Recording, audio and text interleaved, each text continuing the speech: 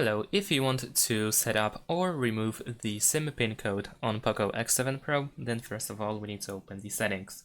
Then in the settings we need to scroll down and go to fingerprints, face data and screen lock. Over here choose privacy, then scroll all the way down and go to more security settings. And now over here you should be able to find the SIM lock section. If you have two SIM cards inserted, then you can choose your SIM card. So I'm gonna choose my first one. And now we have the option to lock our SIM card by tapping on this switcher. If you try to lock your SIM card, if you want to enable the lock, you need to enter the current SIM pin code and then press OK. Once you enter the correct pin code, then of course the lock is enabled.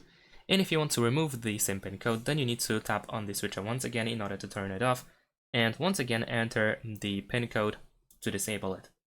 And that's it. Thanks for watching, leave a like and subscribe to my channel and see you in my next videos. Bye!